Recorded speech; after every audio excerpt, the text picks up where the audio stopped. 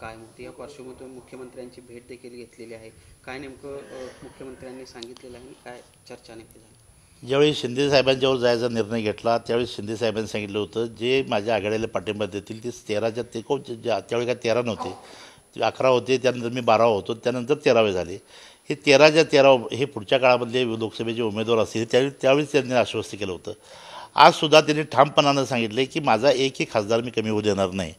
आणि म्हणून त्या पद्धतीचा ठाम विश्वास आम्हाला सगळ्यांना आहे. निश्चितपणानं शिंदेसाहेब आमचा कुठलाही खासदार कमी होऊ देतील असं मला वाटत नाही. 2 दिवस आपण खरं तर मुख्यमंत्र्यांची भेट घेतली. नेमके किती जण होते, काय चर्चा नेमकी झालेली आहे? अनेक शिंदे गटाच्या अनेक खासदारांच्या संदर्भात अशा चर्चा, शिंदे गटाच्या खासदारांच्या बाबत सुद्धा माध्यमातून चर्चा आल्या, तशा भारतीय जनता पक्षाच्या खासदारांच्या बाबतीतही आलेल्या आहेत. जोपर्यंत उमेदवार घोषित होत नाहीत, युतीच्या बैठका पुढे जात नाहीत, तोपर्यंत ह्या चर्चा होणारच आहेत. त्या चर्चेत काय फार वावगा आहे असं मी म्हणत नाही. पण प्रत्येक पक्ष आपल्या आपल्यामध्ये जास्तीत जास्त उमेदवार निवडून येणारे कसे द्यावेत या पद्धतीचा प्रयत्न करतो आहे, संख्या वाढवण्याचा प्रयत्न करतो आहे, हे काय गैर नाही. पण आमच्या 13 खासदारांनी त्यावेळी महायुतीला पाठिंबा दिल्यानंतर या जिथं संसदेमध्ये एक चांगला गट म्हणून आम्ही पुढे आलो. आम्ही या गटाला निश्चितपणानं ही महायुती डावलणार नाही हा आमचा ठाम विश्वास आहे. मुख्यमंत्री कार्यकर्ते आहेत ते तुम्हाला भेटायला येत आहेत या ठिकाणी. खरं तर नेमके का भेटायला येतात, काय कारण आहे? माध्यमातून ह्या बातम्या बघून काही संभ्रम त्यांच्यामध्ये मनामध्ये निर्माण झाला आहे.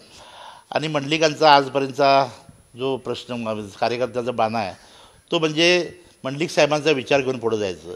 आणि मग नेमकं आपण काय करायचं या संदर्भातली विचारणा करण्यासाठी लोक येतात. मी त्यांना सांगितलं मुख्यमंत्री साहेबांनी आपली उमेदवारी आश्वस्त आम्हाला केलेला आहे, उमेदवारी निश्चितपणाने 2-3 दिवसामध्ये घोषित होईल.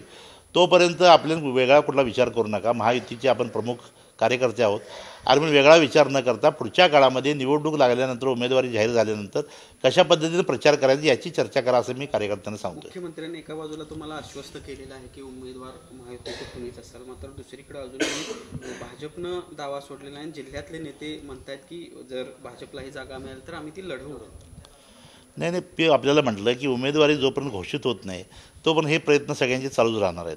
मुख्यमंत्री आहेत, मुख्यमंत्री प्रमुख नेते आहेत या राज्याचे, ते निश्चितपणानं ठामपणानं निर्णय घेतील. आणि भारतीय जनता पक्षाचे सुद्धा सक्षम नेते आहेत, अमितभाई शाह असतील, महाराष्ट्रात देवेंद्र फडणवीस साहेब असतील, ते सुद्धा त्यांच्या खासदारांना, विद्यमान खासदारांना किंवा आणि त्यांना कुणाला पाहिजे असेल त्यांना जागा मिळवण्यासाठी आटोकात प्रयत्न करतील याबद्दल शंका नाही. अजितदादा पवारसुद्धा राष्ट्रवादीच्या कार्यकर्त्यांना खासदार उमेदवार म्हणून करण्यासाठी प्रयत्नशील राहतील. या सगळ्या चर्चा या निवडणुकीच्या जाहीर झाल्यानंतर किंवा उमेदवारी घोषित होईपर्यंत राहणार आहेत. घोषित झाल्यानंतर या सगळ्या चर्चांना पूर्णविराम मिळणार आहे. कोल्हापूर लोकसभेचा उमेदवार हा संजय मंडलिक असेल याबाबत आपण किती कॉन्फिडंट आहात? मी 100 नव्हे 101% कॉन्फिडंट आहे.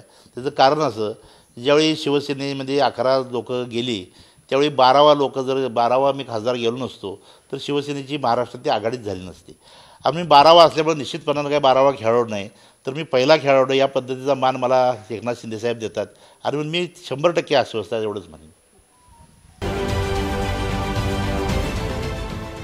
देश विदेशातील प्रत्येक घडामोडींचे लाईव्ह अपडेट मिळवण्यासाठी आता साम टीव्हीच्या सर्व सोशल मीडिया प्लॅटफॉर्मला लाईक, फॉलो आणि सबस्क्राईब करा.